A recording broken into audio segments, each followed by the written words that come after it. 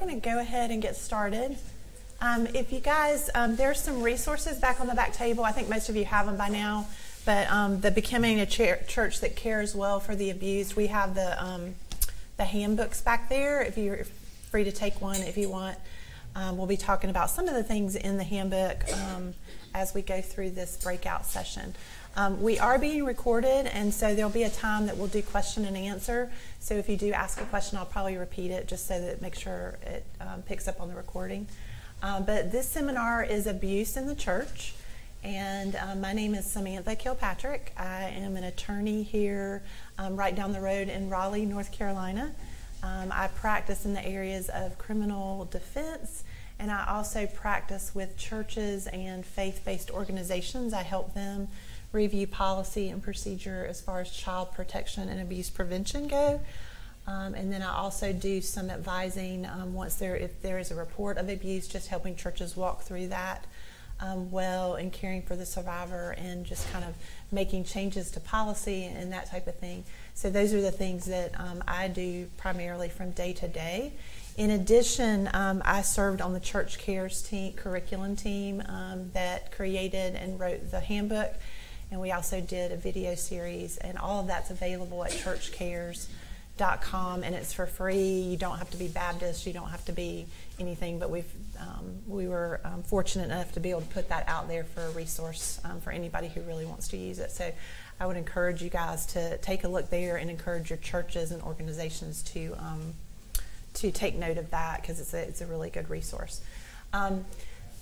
Back a long time ago when I was in law school, I came across a verse in Proverbs 31, Proverbs 31:8, and the verse says, to speak up for those who have no voice and to seek justice for those on the verge of destruction.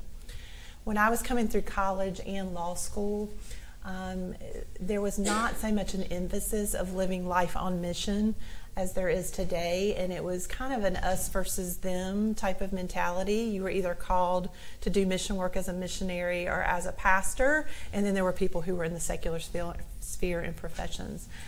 This verse really stood out to me then, because I really felt like that my future career as an attorney, that what I wanted to do with it is I wanted to live it in a missional way. It's just that verbiage was not being used at the time. And so that has been a verse that has guided me through my career and professional practice. And I would encourage you guys, as you walk through and are making decisions about careers, to not discount the missional aspect of the platform that you'll have in whatever job that you have. And look for ways to use that. And so in serving on this team, it's been a really neat thing for me professionally to find a place where faith and profession intersect. And I think what you'll find is when you can find those places, you will find kind of a sweet spot and a place that you're passionate about. So I encourage you to look for those throughout your studies, throughout your career, and just throughout your life. So what I want to talk about today is abuse in the church.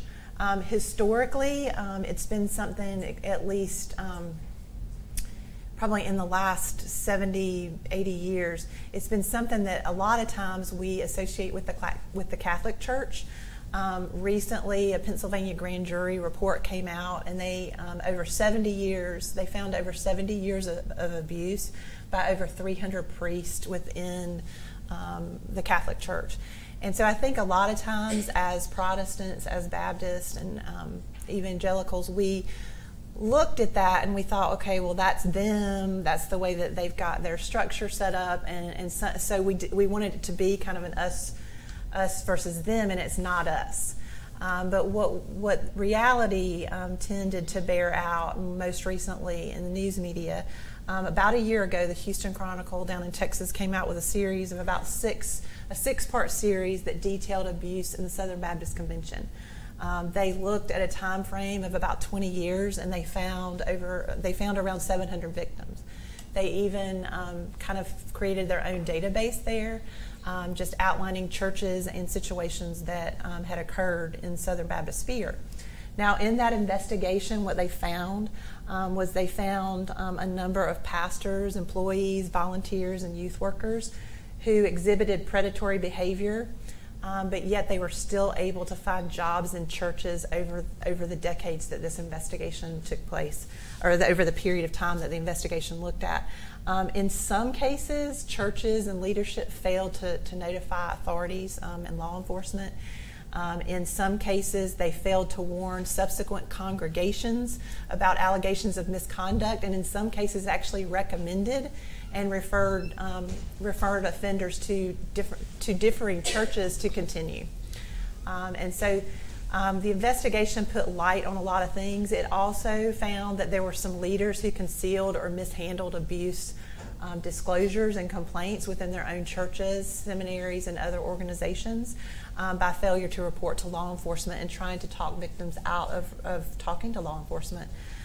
Some registered sex offenders returned to the pulpit in a fairly quick fashion or remained in the pulpit even after evidence was pretty solid and sure that they were sex offenders. So what we have found in the past year is a big spotlight has really shone on this in our denomination and in Protestant circles. There have been, as an offshoot of the Church Cares Well, there were some members of our team who have now gone into Presbyterian circles and are doing the same thing with very similar curriculum. So it's not just us and it's not just the Catholic Church. It's something that's prevalent in our society. So what I wanted to talk about today is I wanted to talk about a little bit about what we know about abuse generally and abuse in the church, and then talk about what do we do, how do we respond as Christians and as a church, as members of a church and the body of Christ. So what is abuse? So abuse is the perversion and misuse of power and position and the perversion of the image of God, just the theology of we are made in God's image. And all the things that entails. What happens with abuse is that gets very distorted. Distorted on both sides of the equation. From the offender's perspective, the offender is not viewing the victim and the person that they are looking to offend against. They are not looking at that person as made in the image of God. They're viewing them in a very much a less than state. And on the side of the survivor of abuse, their view of how they are made in God's image can be perverted and distorted by their experience because they begin to question a lot of things. Now, there are multiple types of abuse. If you go and search the internet, there are kind of wheels and circles that give a lot of definition to abuse. There's an organization called Mending the Soul, which is a survivor kind of healing. They do group therapy types of work. They have a nice circle of abuse in their workbooks that really details physical abuse, sexual abuse, neglect, spiritual abuse, verbal abuse, emotional abuse, and it gives you examples of all of those. Those are very helpful as you begin to learn more about abuse and identifying abuse. Just to kind of go through a few of these, physical abuse is going to be any kind of non-accidental physical contact which harms someone.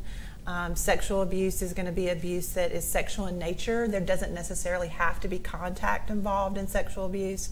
Neglect is when someone fails to meet the basic needs of someone that is in their care. A lot of times we see neglect with children, and then we're also seeing it on the other end of the spectrum with elder abuse and neglect. And so that might be neglecting of food, shelter. It might also be neglecting medical care, allowing for proper medical care to take place. Those top three, physical abuse, sexual abuse, and neglect, a lot of those, there may be crimes involved, and in fact there are crimes involved in the majority of those types of categories. When we move into other categories like spiritual abuse, verbal abuse, and emotional abuse, sometimes that does not rise to the level of what our civil authorities would call a crime. But in God's eyes, it's just as bad. It's sinful. It's a distortion of what He would want for His people. But we have spiritual abuse, where people who are in leadership in Christian circles will begin to use their power and their knowledge from a spiritual, faith-based perspective in order to kind of set themselves up to abuse those that are in their care. Verbal and emotional abuse usually has to do with words threats, communications in certain ways that distorts that image of God as well.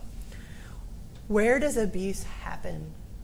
So a lot of times we want to say not here in our place, and we don't want to see where it really happens. Back in the probably 60s and 70s and into the 80s, there was a lot of public service announcements on stranger danger and kidnapping and things like that. And I think to future generations we've done somewhat of a disservice, because the most harm is not really coming from strangers. The most harm is coming from people that we know. And so where does abuse happen? Abuse happens within families. It happens within churches and Christian spaces. A church is especially attractive to offenders and perpetrators of abuse, because in our churches we have children, which is usually an area where offenders are looking to find their victims. But we also use a lot of volunteers, and we need a lot of volunteers in a church to operate. So that exposure just makes us more vulnerable to abusers, because it's a place that abusers would find attractive to actually find victims. We also, as churches, we want to establish a culture where we want to see the good in people, and we want to trust people, and we want to give people the benefit of the doubt. The downside of that is we often give trust too quickly and too freely. And we sometimes give people access to children and to other people who may be vulnerable that they don't need to have access to. Insurance companies that are actually insuring churches and faith-based organizations have reported that on average they're getting about 260 cases annually of reports of children being sexually abused by ministers and church workers. So it's happening in the Christian spheres more than we really want to acknowledge, but it is happening. It's happening on college campuses, and so that may be places where you guys are actually operating right now. At one of our local schools just right down the road, more than 1/3 of the women surveyed on the local college campus have been sexually assaulted during their time at the school. Most surveys nationally say that women are at the most risk for sexual assault during the first semester of their freshman year of college. And so that's all something that we need to be aware of. It also happens on the job. You're hearing more and more reports of sexual harassment, sexual assault that's happening on the job perspective. So what does this tell us? It tells us that it's happening in places that are familiar to us, and it's happening in places and being perpetrated by people that we know. 75% of female adult victims knew their perpetrator. 90% of children know their perpetrator. So it's somehow in their sphere of operation, whether it be church, school, neighborhood, family. We are experiencing abuse by people that we know in more cases than not. And so the old kind of thing of stranger danger, that's not necessarily, we need to be aware of that and be in guard against that, but that's not where the majority of abuse is taking place. So who are the survivors and who are the victims of abuse? That's another thing that is happening in different spheres. And so what we need to understand is that children are vulnerable. It's happening to children at the young end of the spectrum. It's also abuse is being perpetrated against children all the way up until age 18. It's also being perpetrated against men and women. Sometimes we have the myth that men are not victims, and they are. As far as children are concerned, 1/3 of all sexual assaults involve a victim under the age of 12. So it's like 33%. 60% of children who have been abused will never tell anyone. And so we need to realize that the numbers are out there and that we need to take note of those. Every 9 minutes, Child Protective Services either substantiates or confirms evidence of child sexual abuse. So children constitute a number of the victims of abuse. Men and women, also we just talked about, 1 in 3 women will experience sexual violence in their lifetime. 1 in 4 men will experience in their lifetime. 1 in 4 women by the age of 18 will experience some sort of sexual abuse by the time they are 18, and 1 in 6 men will experience some sort of sexual abuse by the time that they reach 18. I would also say that we need to realize that a lot of this is underreported. Just like children are not reporting, adults are not reporting. And there are a number of reasons for that. We see in the media over the years, victims and survivors of abuse have not been believed. They've been ridiculed. They've been told that they were trying to get back at someone. They've been trying to file lawsuits for money and been blamed for those. And so that's not something that somebody wants to ask for. And with the kind of evolution and development of social media and everything being out there 24/7, there are a lot of sexual assault victims who don't want to come forward. I have, as part of my work, one of the things that I do is I often serve with families who someone in their family is a survivor of sexual assault and they want to go forward with criminal charges. And so a lot of times I will work with them, kind of walking alongside them as a liaison between law enforcement and the judicial system. And what I can tell you is there are a lot of folks, and in our beginning conversations, we talk about what it looks like to go ahead and report to law enforcement. Now, I'm talking about adult victims, and adults get to decide whether they want to report to law enforcement. When we're dealing with children, a lot of times there's not any play in that. It has to be reported. But I'm talking about adult victims of sexual assault as adults. And as we talk through whether to report or not, we talk about things of this might hit the news media. You might be on the news. We will try to protect identity, but we can't always do that. So just going through those things, there are a lot of reasons why people don't report, and it's not because it's not true. It's just because of just the suffering and the pain of the aftermath of having to walk through that in the public eye that makes people reluctant to report. So who are the perpetrators of abuse? There is a myth that women cannot or are not perpetrators. There are women who are perpetrators. The numbers are larger for men being perpetrators than women, but do not walk out of here thinking that a woman cannot be a perpetrator. A woman can be a perpetrator. Older children and peer-to-peer abuse is very prominent. In fact, 40% of child sexual abuse is usually by a juvenile perpetrator. So usually it's an older child or a child who has some sort of kind of in the power structure has more power than the other child. So it could be size, it could be just kind of power structure in the social context of things. It could be age, but older children and peer-to-peer abuse is occurring as well. So what happens with these perpetrators is that, has anybody ever heard of the term grooming? Okay, so grooming is what perpetrators use to to make abuse happen and to make it easier for it to happen for them, because otherwise they can't just jump straight to kind of the end game of the abuse, because if they do, that's when people are just like, wait, no, and people get shocked. So what happens is there's this grooming process, and the grooming process occurs both with the victim of the crime, and it also occurs with what I would call the gatekeepers or the family leadership, the people who are around the victim, who are kind of their protectors. That group of people also gets groomed by the perpetrator. And so what happens is a perpetrator will select and look for someone who's vulnerable or someone who is less likely to disclose. And so they're looking for a child who or a victim who is vulnerable in some way. And there's just kind of all different ways to look at that.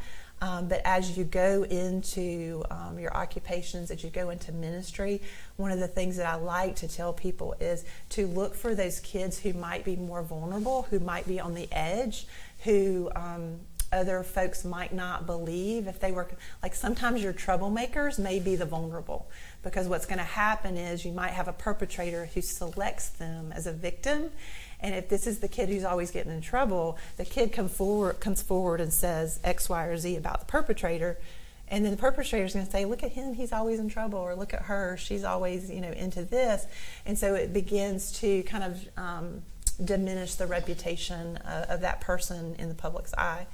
So there's a selection of victim or a group of victims.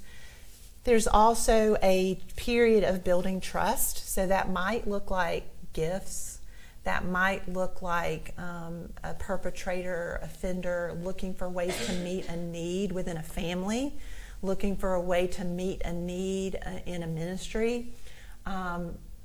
A perpetrator who looks like kind of they're the best thing that's ever happened to this program. A lot of times in the aftermath of abuse, a church will describe a perpetrator as, well, he was the Pied Piper. They followed him around and they thought he was the greatest thing. And so this is a person that a lot of times can be charismatic, that has just kind of a gift of kind of warming people up to them quickly and establishing that trust with the people who are around. They begin to gain access. As they gain trust, they gain access to families, to churches, to ministries, and they begin to push boundaries. And so they start pushing boundaries very lightly at first, and just kind of see how much is that victim, how much is this family going to give me access, and then they just continue. Okay, so it just continually gets worse. If you listen to some of the accounts, you will hear clear examples of how those boundaries were passed. If you look at some of the recent cases in the news with Jeffrey Epstein, you listen to some of the women who are victims in that case. I was listening to a report the other day, and one of the ladies said, I was 16 and I was in a movie theater with him and some other people, and he brushed up against me. I thought it was a mistake, but then after things continued to happen, he kept pushing the boundaries. She's like, I knew that original kind of brush was not. And so when you start to see the pushing of boundaries, it starts in what looks like, or what a victim might question is what it was, but then the perpetrator is looking to see how that person responds, and then they push the envelope further each time. And so as they push the envelope, the victim begins to question themselves. Is this real? Is this what they really meant? And then as it kind of progresses, it creates this kind of a system of shame and doubt and questioning. Oh, well, I let them do that, and now nobody's going to believe me. So it just kind of spirals to where a lot of times it's like the illustration of heating the frog up in the water. So if the frog's in the water before it's boiling and it's just kind of the regular room temperature, you can turn it on and it'll kind of, frog doesn't realize what's going on. And so I would say that that's probably a good picture in this situation as well. What are the effects of abuse? So I would like to talk a little bit about individually what those effects are, but also what those effects are from a relational and a community standpoint. Individually, the abuse affects the whole person, and I think that's something that we need to realize. It's something that affects to the core. It can affect on levels of, from a physical level, there will be a lot of times physical symptoms and physical things that happen as a result of abuse. If you're going into this area as far as a profession and ministry, a book out there that's really helpful in understanding the physical and how that happens is The Body Keeps the Score. It's very helpful in understanding how the body treats memories and that type of thing, so that I would recommend that as a resource. It also affects the emotions of the person. A lot of times you will see survivors of abuse who they feel very numb. They feel like they're going through life, just going through the motions. It affects the relational aspects of the person. A lot of times a survivor will look and kind of be more isolated, will avoid, will put up walls in relationships just because of the pain that they've experienced. Spiritually, we see a lot of disconnect. We see sometimes disbelief, hard to trust God, mad at God, and kind of working through those spiritual issues as well. We see sometimes an increase in depression, anxiety. Studies have shown that there are increases in suicide. We also see a hypervigilance about a person as they continue to go through life. They're hypervigilant about facts that are specific to their abuse scenario. Intrusive memories. A lot of times you will see anger. And I like to just let people know that it's affecting the whole person, and we need to see that as we minister to people who have gone through abuse, because what we might be seeing looks like anger, but you've got to question like what's underneath that and why is it coming out like that, rather than just go ahead and prejudge the anger as being, not right or a problem. I also like to talk, like I said, about community and relationship aspects. So if you think about when you take a stone or a pebble and you throw it into a pond, how it makes ripples, looking at the effects of abuse kind of in those ripples, with your survivor being kind of that main big one in the middle. So they're the ones that are experiencing it directly, and it's very long, it's long lasting, and it's there, and it's hard to operate in any sphere of life without it affecting that sphere. But then you go out into the ripples, and I'd like for you to look at those as the other people that are around the survivor. And so you have family, you have community. That community may be, just kind of the network of friends. It may be a church community, but each of those are going to be affected by an instance of abuse as they become aware of it. So relationally speaking, those family members are affected, and I'm talking about family members that are not the perpetrator and not associated with the perpetrator, like family members who are in support. In my work with victims of sexual assault, a lot of times it's really hard for the family members to walk through, because they begin to do some of the same things that survivors will do in looking for ways to explain, and sometimes they seek to blame themselves, or they feel guilt and shame or the fact of how could I have prevented this, and so it's just really hard. So it's shame and it's trust, and it's like, this could be my fault, I could have done something differently. And what I try to reinforce with families and with survivors is that you can't control the evil criminal intent of a perpetrator. Okay. Now there are a lot of things that you can kind of try to do to help make yourself safer, and from a preventative aspect, do all that you can to prevent. But just because you didn't do point number 3 in a checklist of how to prevent this does not make you responsible for the evil actions and the criminal actions of the perpetrator. And it's just hard to live through that when thinking I could have prevented it in some way. You can't. I mean, you can't predict, you can't control what the evil, sinful criminal acts of a third party are going to be. And so trying to reestablish that concept is very, very helpful. So why is this issue important for the church? There are so many levels that this is important. It's important because it's happening in the church. It's important because we are called to minister to the oppressed, to minister to the vulnerable, to help those who are in need. But this is important to God. God sees every aspect of this, and we have been called. Jesus talks in Luke 4 when he has, I think he's come out of the desert, out of the temptation kind of phase, and he's coming to Nazareth, and that's when he's kind of be turned away by his own town. And one of the things he quotes is he quotes from Isaiah about what it was foretold that he would do, and it talks about proclaiming good news to the poor, to proclaim freedom for the prisoners and recovery of sight for the blind, and to set the oppressed free. And I think victims and survivors of abuse and what we're called to do as a church fit very well into those verses.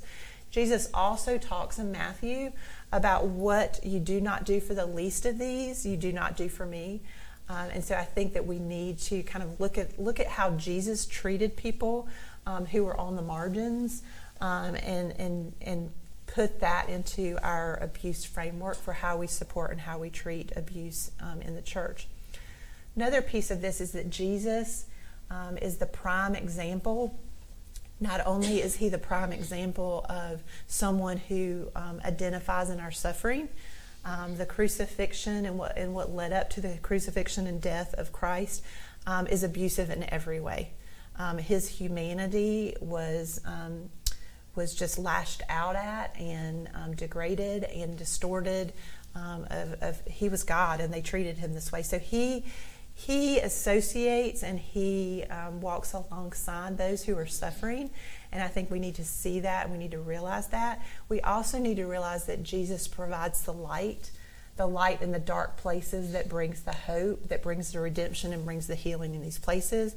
And we as Christians and as the church are the hands and feet that can bring that to folks, and to just kind of help show that light. Because what I have found in working with survivors of abuse is that abusers create very dark places. They create dark, secret places where it's hard to get out of. And until survivors and even their families can begin to bring some of that stuff into the light, it provides a place for Satan to continue to distort the lies that abuse has created. And so Jesus brings that light, and we as his hands and feet also bring that light into those places to offer hope and healing. And so I think that's just a big encouragement for what needs to happen in these situations. Another reason that it should be important to the church is because the gospel addresses sin and it addresses suffering. And I think too often as churches, sometimes we jump on the sin piece before we really recognize the suffering piece of the survivor.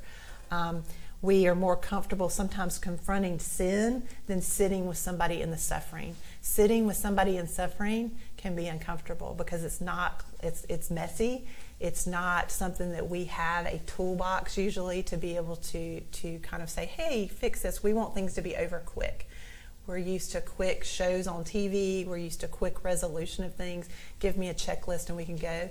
Abuse and healing from abuse, that's not an easy checklist, and it's not a quick journey either. So we as Christians need to have the patience to sit in suffering rather than to immediately jump to sin. And so what do I mean when I talk about immediately jumping to sin? Sometimes what we do as believers is we want to immediately jump to the behavior of the survivor. They may be angry, they may be irritated, they may be lashing out. And I ask you to kind of step back and give some patience there, because that's indicative of what they're actually suffering and trying to work through and process. So sitting in that with them to begin with is better than kind of jumping and trying to quickly move them through a process. We also need to see that this is important because Scripture has a number of examples of abuse. And abuse in Scripture is often handled poorly by some pretty prominent characters in the Bible. One of the stories that has always stuck out to me is the story of Hagar and Sarah and Abraham.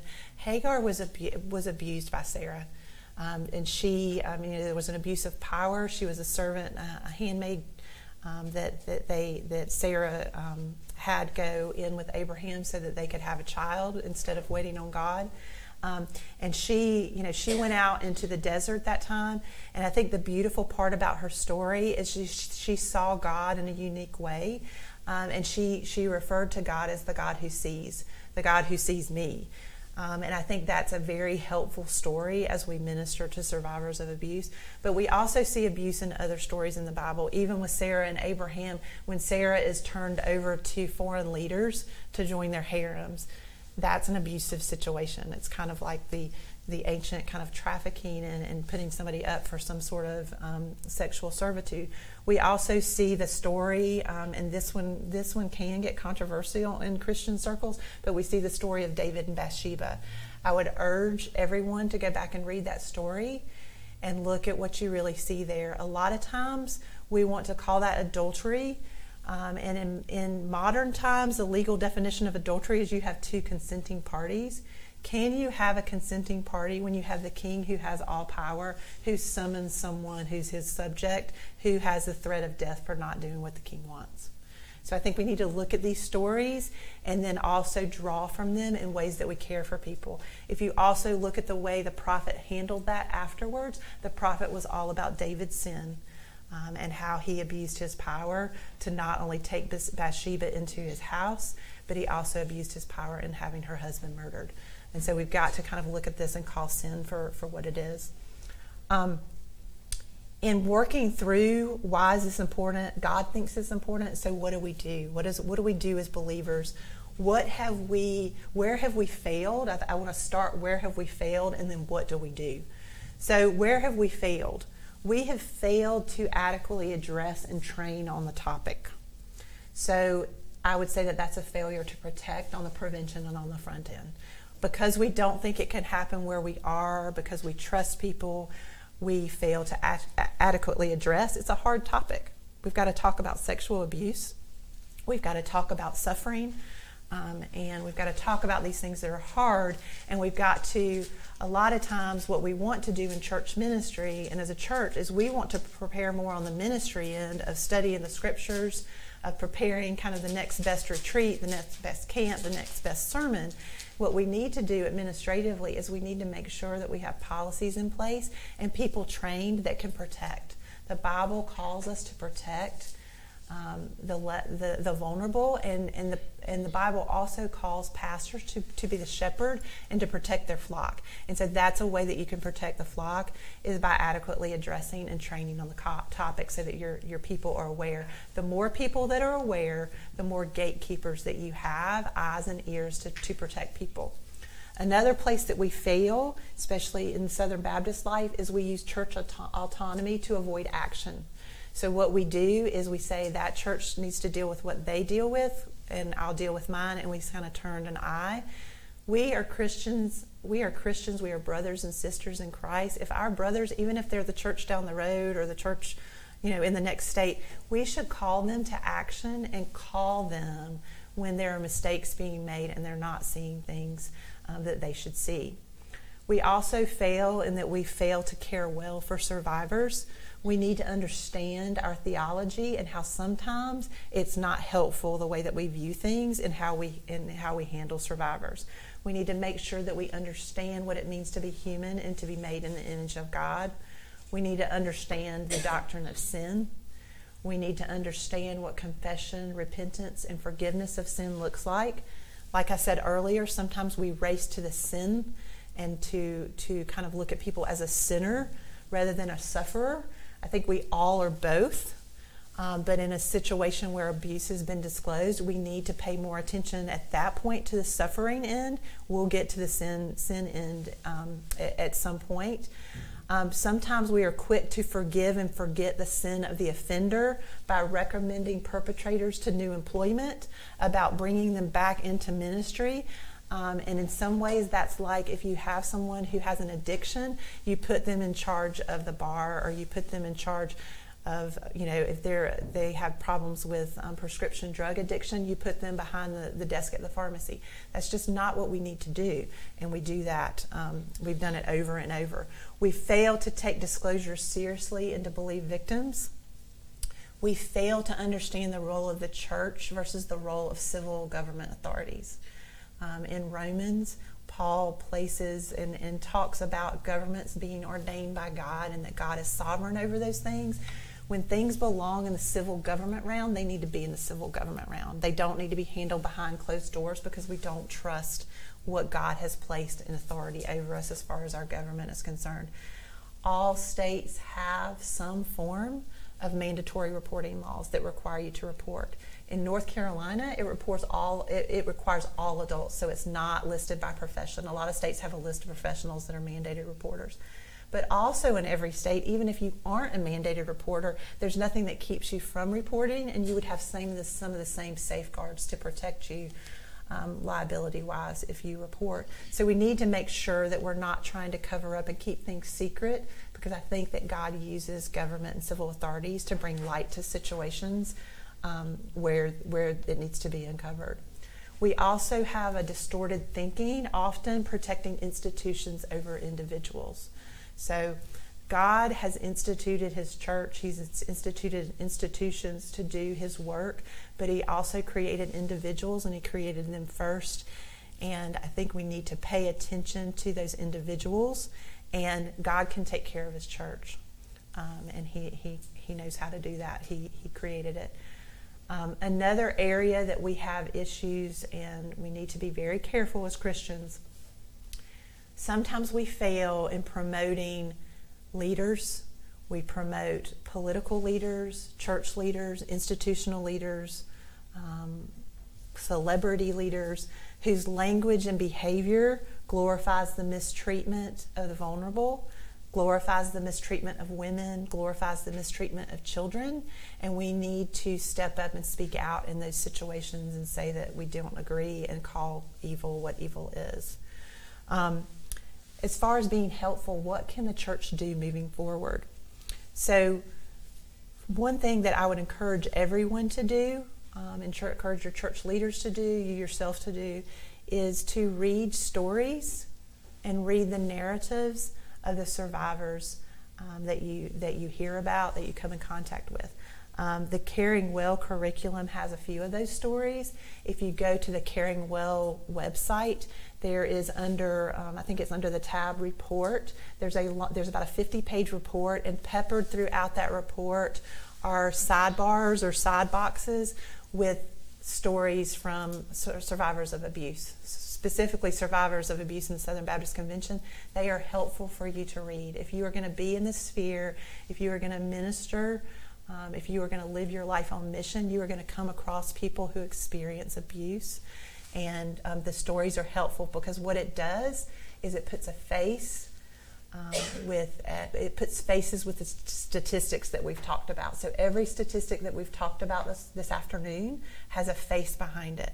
Every statistic is an individual who is a child, who's somebody's daughter, who's somebody's son. It might be somebody's brother or somebody's sister, somebody's mom or somebody's dad. It may be somebody's friend or neighbor. And so I want you to read stories because it makes them individual and it makes them human. See the people, see the suffering. Ask yourself, what would Jesus do? Ask yourself, what could have been done better or differently in this situation by the organizations that the person trusted and thought that could help them. A lot of times in some of the work that I do, I see situations where there's some sort of report of abuse, and it may be a report against somebody who's actually in ministry. And what happens is the survivor of abuse will come and make a report, and they come to the people that they trust to disclose. They disclose to people that they trust. And so the person that handles the disclosure and gets the disclosure, at that point they're still on the same page. But what that person who hears the disclosure, they decide whether they stay on the same page by how they react. So if they take it seriously and listen and take steps to kind of figure out what needs to happen next and how do we protect this person, they somewhat stay on the same page. But when they start doubting and when they start investigating and trying to prove it wrong and saying that this person would never do that, they're a great person, look at all the good they've done, look at how they serve God, look at how they preach the scriptures, look at how they do this, they could never have done that. Well, what did we just talk about David doing? Okay? And that was somebody that God said was a man after his own heart. We cannot look past the fact that we are all capable of just grievous, terrible, evil sin. Okay? So we need to make sure that we take people seriously and listen to what they're saying. So read that Caring Well report. Read books. Read blogs by survivors. A great book that I just recently finished was the book that Rachel Denhollander wrote about her experience with the Larry Nassar. He was an Olympic doctor for gymnasts. She was a survivor of abuse perpetrated by him. She was the first person to come forward with that. She details her story. She details what it was like to go through the legal system. She details what it was like to, even though her abuse didn't happen in the church, she had some very good experience with church leaders who really listened to her and cared for her well, but she also had church leaders that didn't handle it well and who made it worse for her. And so those are good stories to read to kind of get a feel and to make it human. So I encourage you to do that. If you are walking alongside someone, if someone discloses abuse to you, I would encourage you to learn what it looks like to listen and to just be with a person. Okay? You don't have to solve it and fix it. That in the very beginning, you just need to listen and be with and be somebody that they can trust. Protect their story. Look for ways to keep them safe. Look for ways to help them make the next best decision. Okay? One of the things that I have learned, and it's a hard lesson to learn, is that when you are working with survivors of abuse, part of the just evil of abuse is what it does is it takes away power and it takes away voice. It takes away the ability to advocate for yourself and to have power for yourself. So anything that you can do as an advocate and as a support person to try to give that person back the voice and give them choices is going to help them in their healing journey. The choices don't need to be about you. The choices need to be about what they're going to do. And it needs to be on their timetable and not your timetable. What I tell every survivor that I work with that's thinking about going through the criminal justice system is I tell them, you need to be the driver of this train. Okay? Anybody else in the driver's seat of that train, whether it be the pastor, your husband, your parent, or whatever, if somebody else is driving that train, they are still not able to use their voice, and they're losing their voice in some way, and it's going to hurt. It's going to hurt them more in that healing journey. So you want to try to help them make the next best decision, but let it be their decision. Let them have the autonomy that they have not been able to have due to the abuse that's been perpetrated against them. Be there for someone who discloses. It is not your job to investigate unless you're law enforcement or prosecutor or whatever. You are there to listen and to be with and help them make the next best step and get them into the hands of people that will help them. Listen more and ask less. So if you just listen and be empathetic, recognize their suffering, acknowledge that it's not their fault. Those words can go so far to helping them get on the path to a good healing journey. Another way that we as Christians can work in this area is that we can be advocates. We can use our voice and use our platform, whether it's in the medical field, whether it's in the legal field, whether it's in the ministry field, whether it is within a circle of parents, whether it's a circle of students, whether it's in the political public square. We can use our platform to correct myths and misconceptions about things. So if people are telling jokes about sexual assault or about physical abuse, stop it. Speak up. If there's wrong thinking about how somebody is viewing things, try to enlighten them in a gracious Christian manner, but speak up and be a voice. Be a gatekeeper. Be a gatekeeper in any organization that you can. So you may be a camp counselor, you may be a chaperone, you may be a babysitter, you may be working in church ministry on a volunteer basis, you may be in church ministry as a vocational job. Be a gatekeeper. Look for the vulnerable and look for ways to protect them. Look to your organization and see if they've got good policy and procedures in place, and are they following them. Push the leadership to follow policy and procedure, and push them to change when there needs to be change. If you see an area that is lacking, where there's a lot of one-on-one kind of isolated contact, that's an area that needs to be looked at and needs to be revised to protect, because that's kind of a number one dangerous type of situation. Like I said, challenge your church's policies and procedures. If you see violations of that, take it to leadership. I recently had someone come to me and talk to me about some things, and they said, what do we do with that? And so you've got to talk to leadership, whether it be at your school, whether it be at a camp, whether it be at church, because what happens is your leadership needs data points, because they may have gotten some data points about this person that you're coming to talk to them about from somewhere else, but it's just one little thing and it seems non-related, okay? But if they're getting data points from all over, then it's going to kind of begin to paint a picture of someone who doesn't like to follow the rules.